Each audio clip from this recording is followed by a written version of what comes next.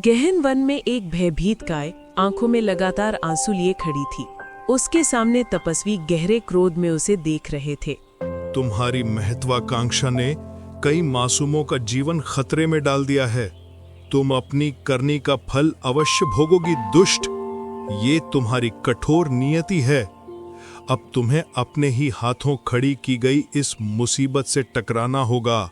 गाय ने तपस्वी के सामने कुछ कहने की बेचैन कोशिश की, लेकिन चाहकर भी उसके मुंह से कोई आवाज नहीं निकली। तपस्वी ने क्रूरता से मुस्कुराया। तुम लोगों पर एक बड़ा बोझ हो, केवल चारा निगलती हो पर किसी काम नहीं आती। मेरी नजरों से ओझल हो जाओ। इस वन में तब तक भटकोगी जब तक कि कोई सच्चा निष्कपट हृदय वाला मनुष्य तुम्हें अपने घर ना ले जाए। तुम्हारी सजा यही है। इतना कहकर तपस्वी ने चारों ओर विचित्र बीज बिखेर दिए। उन्होंने कुछ बीज उठाए, एक शक्तिशाली मंत्र पढ़ा और अगले ही पल वे बीज ऊर्जा तरंग बनकर गाय के शरीर में समा गए। जिस क्षण कोई निष्ठावान व्यक्ति बिना स्वार्थ के तुम्हारी सेवा करेगा और तुम बोल सकोगी, उसी दिन ये जादुई बीज तुम्हारे शरीर से मुक्ति पा लेंगे। उस दिन तुम्हारा श्राप टूटेगा। तभी अगले ही पल एक काला धुआं फैला और तपस्वी रंग बिरंगी रोशनी में विलीन हो गए। गाय डरकर जंगल से भाग निकली। शांतिपुर गांव में बीमार चल रहे श्रीवर्धन अपनी गाय को प्यार से चारा खिला रहे थे। तभी उनके बड़े बेटे विक्रांत की पत्नी मीरा वहां आई। ससुर जी, मैं सच कह रही हूँ, इस अनुपयोगी गाय को किसी कसाई को क्यों नहीं बेच देते? यह तो किसी काम की नहीं है। गांव की बाकी गायें तो मुनाफा देती हैं, पर यह सिर्फ हमारा चारा खाकर धन नष्ट कर रही है। जब से मैं इस घर में आई हूँ, मैंने इसे एक बूंद भी दूध देते नहीं देखा। यह तो सिर्फ एक बोझ है। यह सुनकर श्रीवर्धन अत्यधिक क्रोधित हो उठे। बस, ये गाय मेरी है मीरा, और इसे मैं अपने निजी धन से ही चारा खिला रहा हूँ। तुम्हें क्यों इतनी समस्या हो रही है? ये दूध दे या ना दे, मुझे जरा भी परवाह नहीं है। बड़ी आई हमें समझाने वाली। तुम चुपचाप यहाँ से चली जाओ। ये सुनकर मीरा नाराज हो गई और तुरंत वहाँ से चली गई। श्रीवर्धन ने अपनी गाय को दुलार से चारा खिलाया और फिर वहाँ से प्रस्थान किया। शाम को विक्रांत थका हारा घर आया। उसने अपनी पत्नी मीरा के चेहरे पर स्पष्ट रूप से गुस्सा देखा। क्या हो गया मीरा? तुम्हारे चेहरे पर ये गहरा क्रोध क्यों है? क्या पिताजी ने फिर तुम्हें कुछ कह दिया है? और क्या होगा? तुम्हारे पिताजी को जरा सी सच्चाई भी बर्दाश्त नहीं होती। मैंने बस इतना कहा था कि इस व्यर्थ गाय को बेच दो, पर उन्हें तो मेरी सलाह चुभ गई। अब तुम ही बताओ, इस बोझ से हमें क्या फायदा हो रहा है? ये सिर्फ घास खाकर हमारा खर्च बढ़ा रही है। ये सुनकर विक्रांत भी क्रोधित हो उठा। वो सीधे अपने पिता श्रीवर्धन के कमरे में पहुंचा। पिताजी, मीरा क्या गलत कह रही है? आखिर आप इस गाय को बेच क्यों नहीं देते हैं? ये हमारे घर में यूं ही जगह घेरे हुए है और मुफ्त में खाए जा रही है। जब ये दूध नहीं देती तो किस काम की है ये? विक्रांत, मैं तुम्हें समझा रहा हूँ बेटा। मैं इस गाय को केवल पुण्य कमाने के लिए पालता हूँ। अब अगर ये दूध नहीं देती तो इसमें इस बेचारी का क्या दोष है? मैं जानता हूँ तुम अपनी पत्नी के बहकावे में आए हो। उसने जरूर मेरे खिलाफ तुम्हारे कान भरे होंगे। पिताजी, आप हमेशा मेरी पत्नी को ही गलत समझते हैं। एक पल के लिए मेरे दृष्टिकोण से सोचिए। अगर आपकी कोई बेटी होती और वह इसी तरह की व्यवहारिकता की बात करती तो क्या आप उसे भी यही जवाब देते? इस पर विचार कीजिएगा। इतना कहकर विक्रांत वहां से चला गया। श्रीवर्धन गहरी सोच में अपनी चारपाई पर लेट गए। कुछ देर बाद श्रीवर्धन का छोटा बेटा श्लोक वहां आया। पिताजी, मैंने सारी बातें सुनी हैं। भाभी ने क्या कहा और भैया ने कैसे बात की। मुझे लगता है आपको भाभी पर इतना नाराज नहीं होना चाहिए था। आखिर वो इस परिवार की बहू हैं। बेटा, ये गाय मुझे वन में भूखी प्यासे मिली थी। दया करके मैं इसे घर ले आया। मैं जानता हूँ विक्रांत और मीरा को इसका यहाँ रहना बिल्कुल पसंद नहीं है। अब सच सच बताओ, क्या तुम भी इस गाय को नापसंद करते हो? पिताजी, आप कैसी बातें कर रहे हैं? आप मेरे पिता हैं। अगर आप किसी प्राणी से इतना स्नेह करते हैं तो मैं उससे घृणा कैसे कर सकता हूँ? जो आपको प्रिय है वो मुझे भी प्रिय है। तभी वहां श्लोक की पत्नी अवनी आ गई। पिताजी, अब आप दूध पी लीजिए। मैं और श्लोक हम दोनों आज से इस गाय की पूरी देखभाल करेंगे। आप इसकी जरा भी फिक्र न करें। बहुत अच्छे मेरे बच्चों, मुझे तुम दोनों से यही उम्मीद थी। केवल तुम दोनों ही हो जो मुझे इस घर में समझते हो। बहुत अच्छे, बहुत अच्छे। श्लोक और अवनी श्रीवर्धन से बात करके वहां से चले गए। श्रीवर्धन अपने गांव का सबसे संपन्न किसान था। अगले दिन श्लोक अपने खेत पर जाने की तैयारी कर रहा था। श्लोक बेटा, मैं देख रहा हूं कि तुम उपजाऊ भूमि को छोड़कर लगातार बंजर जमीन पर जा रहे हो। तुम कितने भी प्रयास कर लो बेटा, पर उस सूखी जमीन पर कभी भी अच्छी फसल नहीं उगेगी। पिताजी, जमीन भले ही सूखी हो, पर है तो हमारी ही ना। और हार मानने से पहले एक बार प्रयास करने में क्या हर्ज है? शायद ईश्वर साथ दे। तभी विक्रांत मुस्कुराता हुआ वहां आया। अरे वाह, ये तो बहुत अच्छी बात है। अगर ऐसे ही लगन है तो भैया सारी उपजाऊ जमीन मुझे दे दो और बंजर जमीन तुम खुद रख लो। फिर देखना तुम अपनी सूखी जमीन में क्या कर पाते हो। अब भैया, इस बात का फैसला तो सिर्फ पिताजी ही करेंगे। तभी श्रीवर्धन क्रोधित अवस्था में विक्रांत की ओर देखकर बोले, विक्रांत, मैं तुम्हें बार बार बंटवारे की बात करते देख रहा हूं। कितनी बार मैंने तुम्हें समझाया है कि एकता में ही असली शक्ति होती है। तुम क्यों परिवार को तोड़ने की बातें सोचते हो? क्यों? पिताजी, मेरा वो मतलब नहीं था। मैं तो बस। मैं सब समझ रहा हूं। तुम्हारे कहने का क्या मतलब था? अब जाओ यहां से। ये सुनकर विक्रांत चुपचाप वहां से चला गया और श्लोक भी अपनी बंजर खेत की ओर चला गया। कुछ देर बाद श्रीवर्धन अपनी बंजर जमीन पर पहुंचे। वहां श्लोक और अवनी कड़ी मेहनत से काम कर रहे थे। पिताजी को देखकर श्लोक मुस्कुराया। अरे पिताजी, आप यहाँ क्यों आए हैं? आप घर पर आराम कीजिए। आपने वर्षों तक मेहनत की है। अब आपके आराम करने के दिन है। अब हम संभाल लेंगे। आप वापस जाइए। हाँ बेटा, ऐसा है, जो बात मैं तुमसे करना चाहता हूं वो घर पर नहीं हो सकती थी, इसीलिए मैं यहां आया हूं। ये बहुत जरूरी बात है। ये सुनकर श्लोक चौंक गया और अपने पिता श्रीवर्धन तथा पत्नी अवनी को लेकर एक वृक्ष के नीचे जा बैठा। क्या बात है पिताजी? आप इतने परेशान क्यों हैं? कृपया बताइए। बेटा, मुझे तुम्हारे बड़े भाई विक्रांत और मीरा की नीयत बिल्कुल सही नहीं लगती। उन दोनों की नजर मेरी सारी संपत्ति पर है। मैं चाहता हूं कि मेरे जीते जी तुम दोनों भाइयों का सही और उचित बंटवारा हो जाए। मैं नहीं चाहता कि मेरे जाने के बाद विक्रांत अपनी बड़ी होने का फायदा उठाकर तुम्हें दर-दर की ठोकरें खाने पर मजबूर करे। श्लोक की आंखों में आंसू आ गए। पिताजी, आप ये कैसी बातें कर रहे हैं? अभी कुछ देर पहले आपने ही तो कहा था कि हम दोनों भाइयों का रिश्ता खून का है। अब आप खुद ही एकता तोड़ने की बात क्यों कर रहे हैं? हाँ बेटा, मैं तो हमेशा से यही चाहता हूं कि तुम दोनों भाई मिलकर रहो, परंतु मुझे विक्रांत से बिल्कुल भी उम्मीद नहीं है। उसका स्वभाव शुरू से ही लालची रहा है और उसकी पत्नी भी वैसी ही निकली। मुझे नहीं पता था कि जिसे मैं बहू बनाकर ला रहा हूं वो भी मेरे बेटे जैसी ही होगी। अब क्या कहूं? तो फिर पिताजी, आपने इस बारे में क्या सोचा है? आप हमें स्पष्ट बता दीजिए। बेटा, मैंने तुम सबसे एक बात छिपा रखी है। मैं काफी समय से अंदर ही अंदर बीमार चल रहा हूं। इसका मतलब है कि हमारे पास अब बहुत कम समय बचा है। क्या? तो पिताजी, आपने ये बात हमें पहले क्यों नहीं बताई?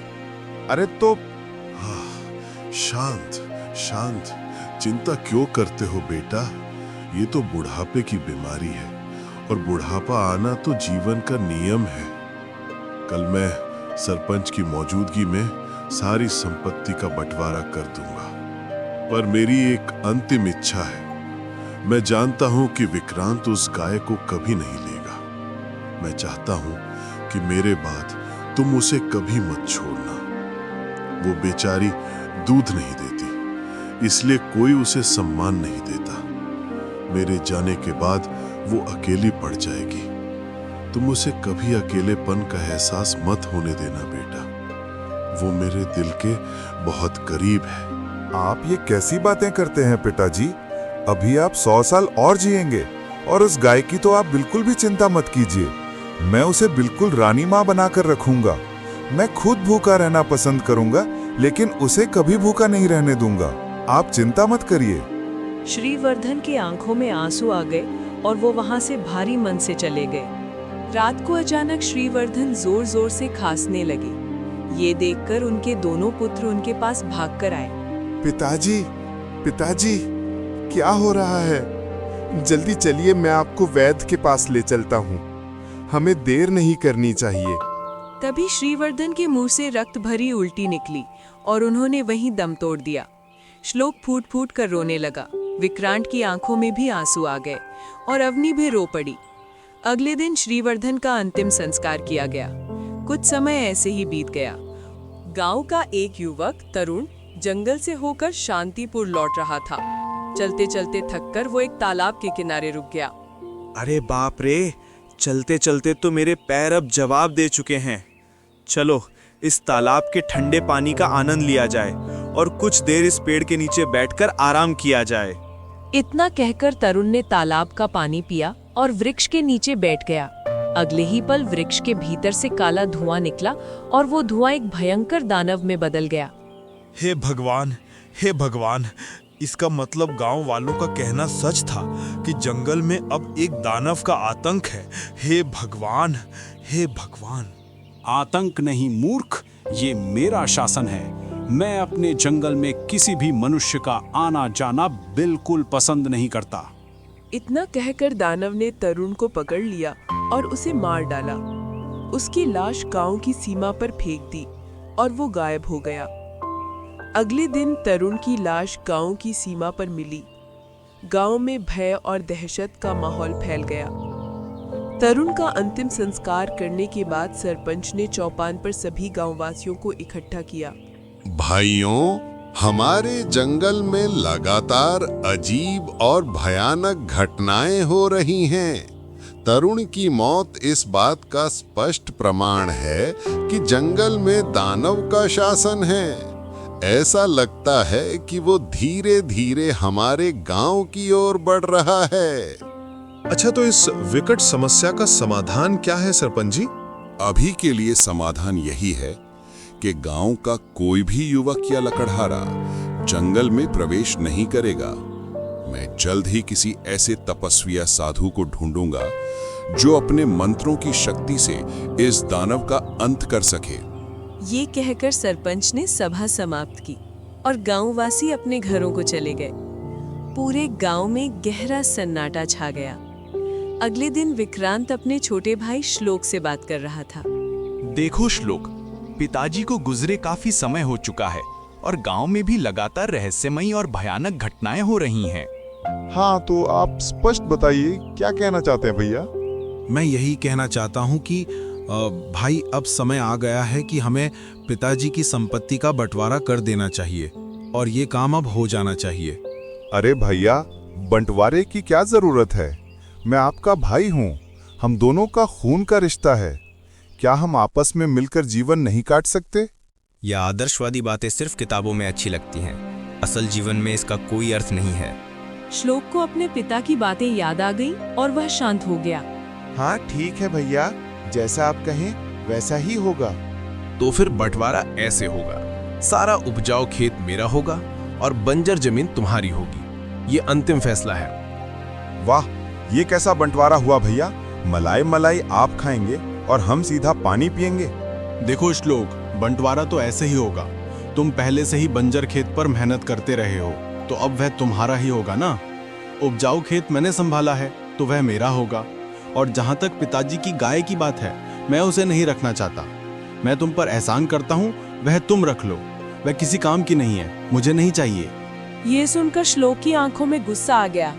भैया, मुझे गाय की बात पर कोई आपत्ति नहीं है। उसको तो मैं ही रखूंगा क्योंकि मैंने पिताजी को वचन दिया था। लेकिन बंटवारा केवल सरपंच जी की मौजूदगी में होगा। ये मनमाना बंटवारा मैं नहीं मानने वाला। अगर ये सरपंच के पास चला गया तो हमारी बदनामी हो जाएगी। गांव वाले कहेंगे कि बड़े भाई ने उपजाऊ खेत अपने नाम कर लिया। यही तो मौका है मीरा। गांव वाले अभी दानव के डर में हैं। सरपंच का ध्यान भी राक्षस पर है वो अभी हमारी बात नहीं सुनेगा और काम हमारा यूं ही आसानी से हो जाएगा। तुम तो वाकई बहुत चतुर हो जी। श्लोक सरपंच के पास पहुंचा और पूरी घटना बताई। सरपंच जी, अब आप मेरे घर चलकर मेरे बड़े भाई को समझाइए और सही बंटवारा कराइए। अगर बंजर खेत ही मेरे हिस्से में आया तो मैं और मेरी पत्नी कैसे जिएंगे, कैसे खाएंगे? हाँ श्लोक, देखो भाई, मैं तुम्हारी मदद तो जरूर करना चाहता हूँ, लेकिन अभी नहीं। गांव में इस समय इससे भी बड़ी मुसीबत है। कई लोग दानव के हाथों मारे जा चुके हैं। पहले मैं उस संकट से निपटूं, फिर तुम्हारे घर का मामला देखूंगा। श्लोक उदास होकर वहां से लौट आया। श्लोक के घर लौटने पर उसकी पत्नी अवनी उसकी प्रतीक्षा कर रही थी। अब क्या होगा श्लोक? चिंता मत करो अवनी, मैं मजदूरी करके भी अपने परिवार का पेट पाल सकता हूँ। बड़े भैया तो बेईमानी पर उतर आए हैं, उनसे बात करना ही बेकार है। शायद यही हमारी किस्मत में लिखा है। इसके बाद श्लोक छोटी मोटी मजदूरी करने लगा और कठिन परिश्रम से धन कमाकर घर लाने लगा। वो अपनी पत्नी अवनी के साथ संघर्षपूर्ण जीवन जीता रहा और पिता की गाय का हमेशा बहुत ख्याल रखता रहा। एक दिन श्लोक मजदूरी ना मिलने के कारण उदास होकर घर आया। क्या हुआ श्लोक, तुम आज इतने हताश क्यों हो? क्या गांव में काम नहीं मिला? हाँ अवनी, आज गांव में मुझे कहीं कोई काम नहीं मिला। लगता है कि आज भूखा ही सोना पड़ेगा। हम दोनों तो रह लेंगे, पर हमारी गाय ने भी कुछ नहीं खाया। बस 2 रोटियां बची हैं। अब समझ में नहीं आ रहा कि इन रोटियों को तुम्हें दूं या फिर गाय को। गाय? मैंने पिताजी को वचन दिया था। अवनी, ये रोटियां हमारी गाय को दे दो, हम दोनों मिलकर इसे खिलाएंगे। मैं खुद भूखा रहूंगा, पर इसे खाना मिलना चाहिए। पिताजी की अमानत है ये। इतना कहकर श्लोक 2 रोटियां लेकर अपनी पत्नी अवनी के साथ बाहर आया और अपनी गाय को बड़े ही प्रेम से खिलाने लगा।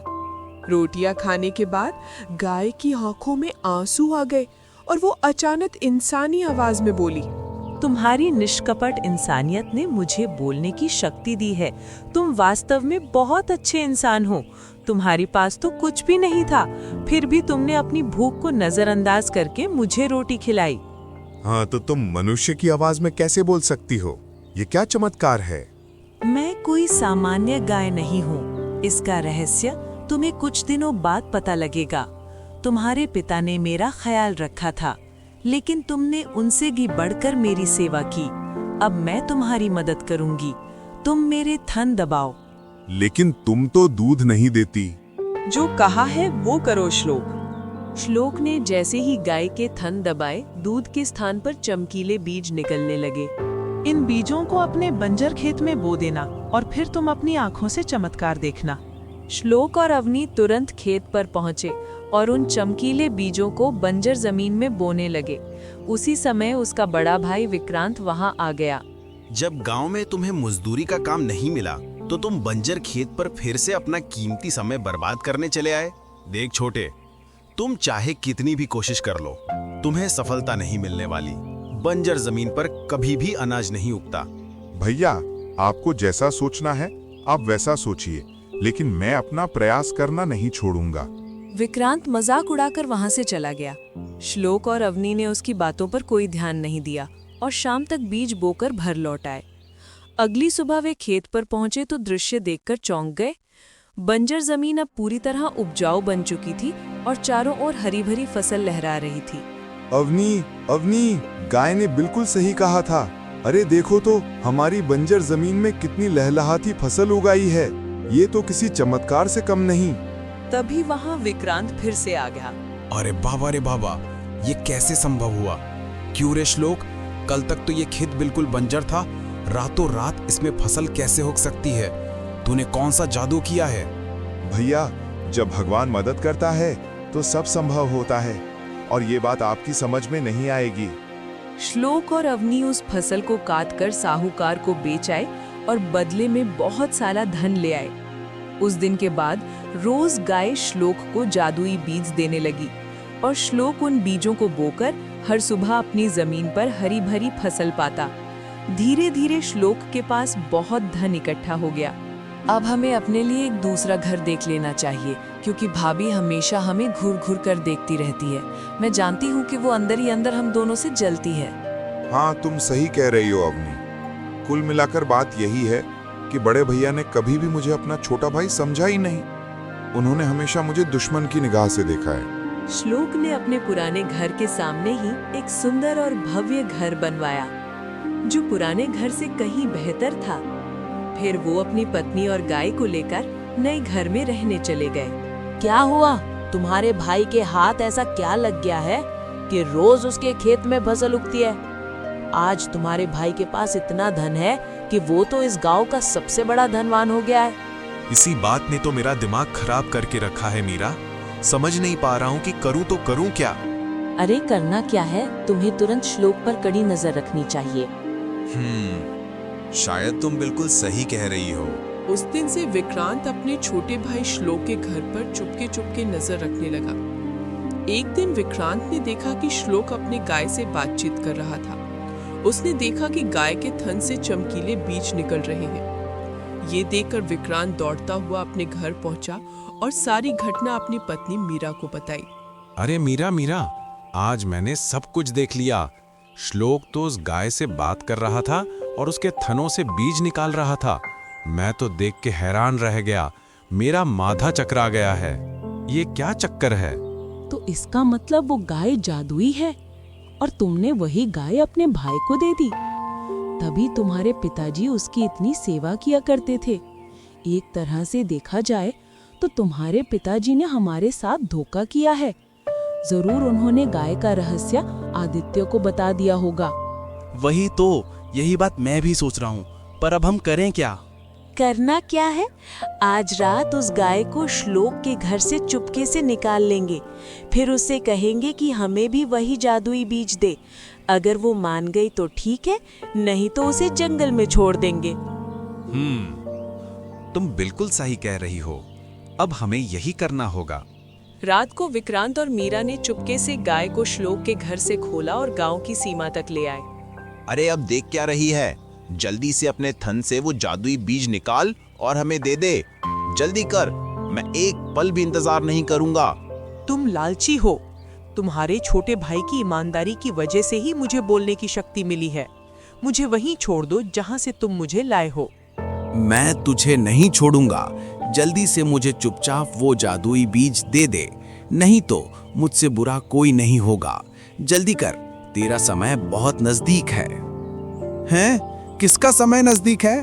तभी अगले ही पल वहां पर काला धुआं छा गया और वो धुआं एक भयंकर दानव की आकृति में बदल गया। विक्रांत और मीरा बुरी तरह डर गए। दानव के प्रकट होते ही गांव वाले भी शोर सुनकर वहां इकट्ठा हो गए। श्लोक और उसकी पत्नी अवनी भी विचित्र शोर सुनकर पहुंचे। श्लोक ने दानव को देखा और चौंक गया। उसकी नजर अपने भाई विक्रांत पर पड़ी, जो गाय को पकड़े खड़ा था। अवनी सब समझ गई। श्लोक, लगता है तुम्हारा बड़ा भाई इस गाय को चुराने का प्रयास कर रहा था। विक्रांत ने ये सुना तो वह अपनी पत्नी मीरा के साथ श्लोक के पास आकर गिड़गिड़ाने लगा। भाई मुझे माफ कर दो। मुझे उस गाय के रहस्य का पता चल गया था। मेरे मन में लालच आ गया और मैंने उसे चुरा लिया। तभी यह काला धुआं उठकर दानव के रूप में यहाँ प्रकट हो गया। भाई मुझे माफ कर दो, मैंने गलती कर दी। मैंने लालच में आकर ये सब कुछ किया। अरे जाओ, तुम हमेशा से लालची रहे हो, लालची भैया। तभी दानव ने गांव वालों को धमकाते हुए बोला, अब मैं तुम सबको यहीं मार दूंगा। लेकिन तभी गाय ने क्रोधित होकर दानव से कहा, नहीं, मैंने तुम्हें जन्म दिया है, इसलिए मैं ही तुम्हें मारूंगी। इसके बाद गाय और दानव के बीच भयंकर युद्ध हुआ। गाय बुरी तरह से घायल हो गई, लेकिन उसने अपनी आखिरी शक्ति जुटाकर एक जोरदार प्रहार किया और दानव राख बन गया।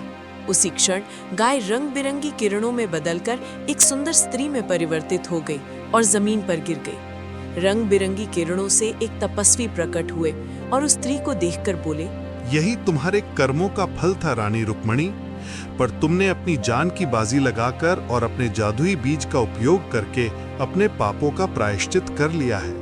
उस सुंदर स्त्री ने जमीन पर प्राण छोड़ दिए। श्लोक उसके पास गया और तपस्वी से बोला, प्रणाम तपस्वी जी, लेकिन ये सब क्या था? ये स्त्री कौन है? सुनो श्लोक, तुम्हारे सामने जो स्त्री खड़ी है, जो कि कुछ देर पहले गाय के रूप में थी, वह कोई और नहीं बल्कि इस राज्य की क्रूर रानी रुक्मणी थी। वह महत्वाकांक्षी और क्रूर थी। वह दानव की साधना करना चाहती थी ताकि वह अपनी प्रजा को अपने अधीन कर सके, मगर साधना अधूरी रह गई और दानव काबू से बाहर हो गया। तब मैंने उसे गाय बनने का श्राप दिया और कहा था कि अगर कोई सच्चा इंसान उसकी सच्चे मन से सेवा करेगा तभी वह बोल सकेगी, और वही इंसान उसके जादुई बीज का उपयोग कर पाएगा। ये तुम्हारा भाग्य था कि तुमने उसकी सेवा की और उसका श्राप टूट गया। तपस्वी इतना कहकर वहीं से विलीन हो गए। ओम।